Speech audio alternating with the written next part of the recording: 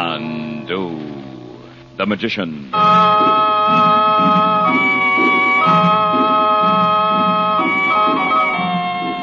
Now here's good news. Chandu brings back, by popular demand, his thrilling magic trick, the trick that changes pennies into dimes. Once again, Chandu will send you his Assyrian money changer for just 25 cents and the box top from a package of White King soap or 3 Sierra Pine toilet soap wrappers. Listen. From your pocket, you take a penny and lay it on a table. Then cover the penny with the mystic ruby block, the money-changing block. Now utter the magic word, so-koot. Then remove the block, and the copper penny has changed to a silver dime. Remember, it's fun to watch a magician, but it's more fun to be one. So send 25 cents in coin, together with a White King soap box top, or 3 Sierra Pine toilet soap wrappers to Chandu, Los Angeles 21, and you'll receive your Assyrian money changer trick postpaid. Remember to print your own name plainly. That address again, Chandu, Los Angeles 21.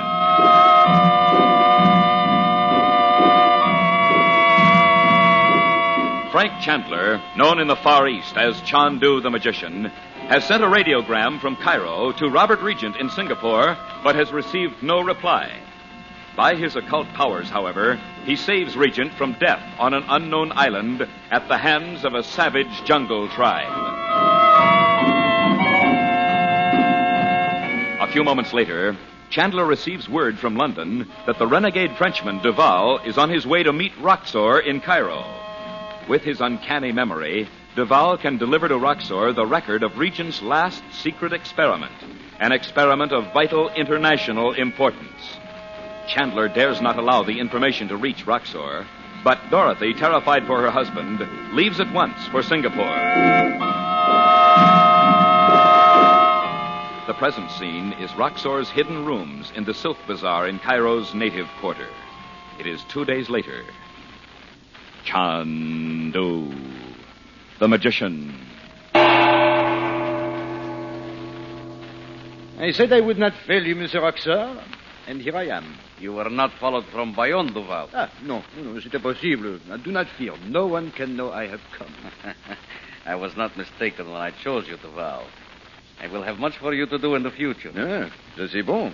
You will go from here to Bombay, where I had planned to send young Burke. He will regret that you do not, monsieur. He speaks of nothing but India. He will speak of nothing again. He is dead. Quel dommage. He fell under the influence of Chandler. The canaille. He was overheard reporting my plan to Chandler's sister and the girl. You had him killed, sans doute. He was left in an empty shop in the native quarter. When his body is found, it will be thought he was one more American tourist who became too curious. Your methods are most effective, monsieur. You will do well to remember. Oh, mon Dieu, I will not quickly forget it was Chandler who... but we need not speak of this now. You know I have burned the Regent notes. Burke told me, but you had first memorized them. Oui, Monsieur Roxor. To burn them was but a gesture, no more. Duval, you are a man of my own sort. Merci, monsieur. This is high praise indeed. I have not seen you at work before. You write them as they are in your mind? Eh bien, it is as if I read the material from a paper inside my head. Every word, every figure is clear. I will write them down a moment. You yourself, Monsieur Roxor? This can be trusted to no one else. Now, Duval, begin. Alors, I concentrate my mind on the paper. Robert Regent, experiment number 1, page 1. Your pardon, Monsieur Roxor. Now, I must not be interrupted, s'il vous plaît. I said nothing. Oh, 10,000 pardon. I thought you spoke my name. Alors, I begin once more. It is more simple so. Robert Regent, experiment number 1, page 1. You can remember no more. is this, monsieur? Go on, Duval. But you cannot go on.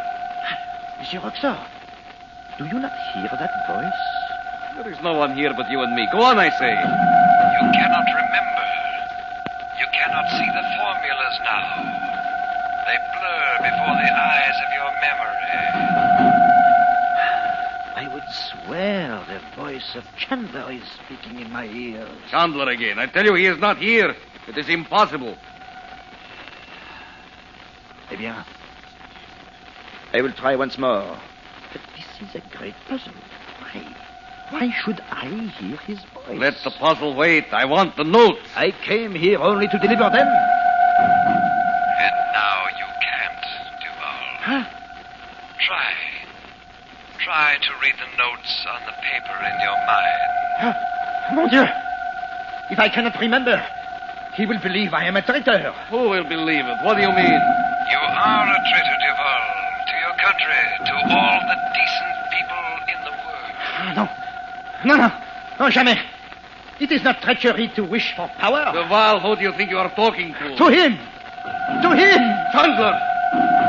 You too can hear me now, Roxor. Listen. Huh? Where are you? Here, Roxor. Right here. If you would open your mind only a little more, you could see me. What devil's work is this? Duval, whatever it is not sorcery. I have seen it before. It is a trick, imagination. I had to wait until Duval came to meet you, Roxor. Now that he has, you will learn nothing. What? Ask him. I will not be beaten by you, Chandler. Duval, the formulas at once. Do you hear? I hear you. But I cannot remember, monsieur. You must remember! Put Chandler out of your mind, fool, imbecile! You asked the impossible, Roxor. Duval has forgotten them as though they had never existed. He'll be no good to you now.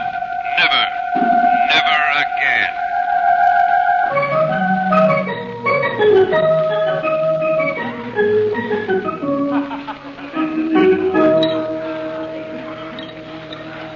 I feel as if I were living in the Arabian Nights or something.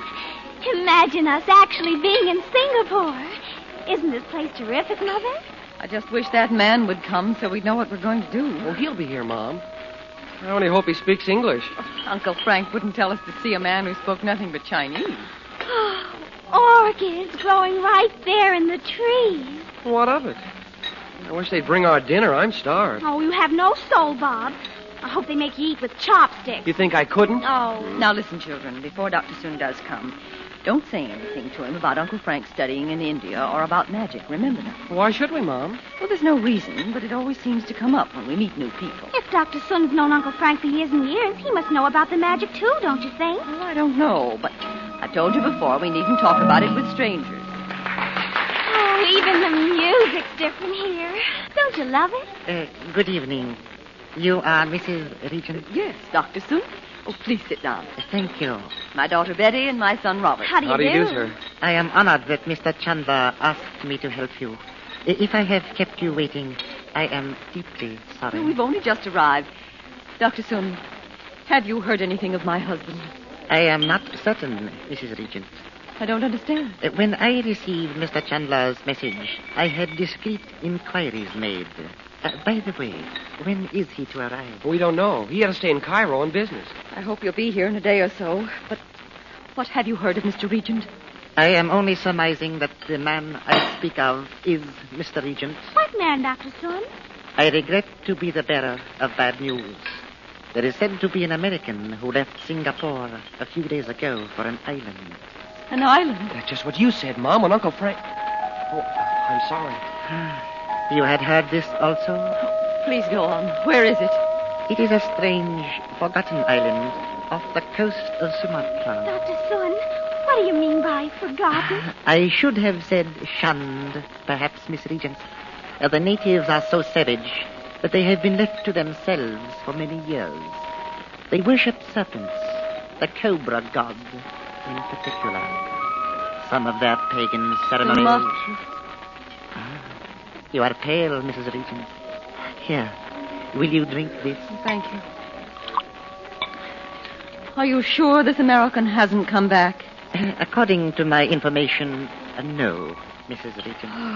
Mom, don't you think it would be all right to tell Dr. Sun what Uncle Frank said? No, Bob. I am in Mr. Chandler's confidence, as you know, Mrs. Regent. I'm sure you are. But this couldn't possibly be of any help now. Oh, if only my brother would come. I have one suggestion to make, if I may. Please do. If this American is indeed Mr. Regent, it may be possible to reach him by means of a native messenger. I shouldn't think anybody dare to go there. I could find such a man, Miss Regent, if he were well paid. Well, one man could do nothing against that pack of savages. You do not understand. If the messenger returned with the emerald, I am quite certain Mr. Regent could be rescued. Dad hasn't any emerald, Dr. Sun. I know. What do you mean? I cannot believe you're being quite frank with me. The great emerald, said to confer on its possessor certain miraculous powers. Why, Mother! Betty, you know as well as I do that your father never had such an emerald. As you say, madame. Dr. Sun, just where is this island? You would be wiser to discuss the emerald. But since you do not wish to do so, here, in my sleeve, here, I have a map. I'll hold this corner. Very good. Now, as you see, Singapore is here. Sumatra, there. Now, the island... I'd like to have a look at that map, too. Holy Moses! Oh, Frank. Frank, I'm so glad to see you. Uncle Frank, Dr. Sun says Daddy didn't come back from that island at all. Who said? Why, Dr. Sun. This man's not Dr. Sun. You're a member of the Dakuka Phi, aren't you? Dr. Sun has unfortunately gone to join his ancestors. What devils you all are. Do you think I wouldn't recognize the paper you've drawn this map on? A most regrettable error. We did not expect you. That's obvious. But now, you and all your family have played very neatly into our hands. You are all here now. Good night, Mr. Chandler.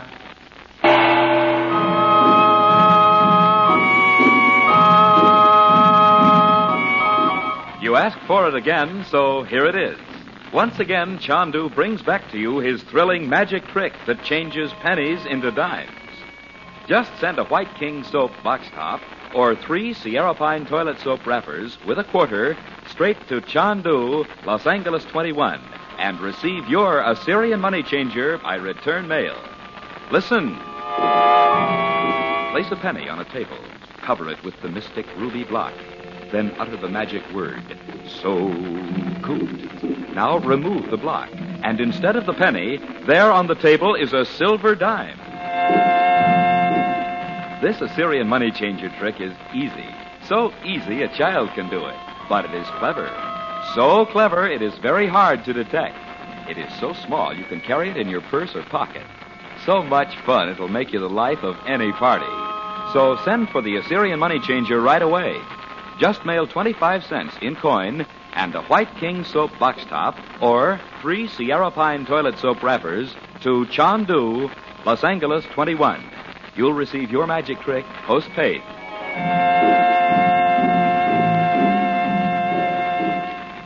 Chandu the Magician is based on the original radio drama created by Harry A. Earnshaw and is written by Vera Oldham. The makers of White King invite you to listen tomorrow at this time when the story resumes. Chandu the Magician. This is the Mutual Don Lee Broadcasting System.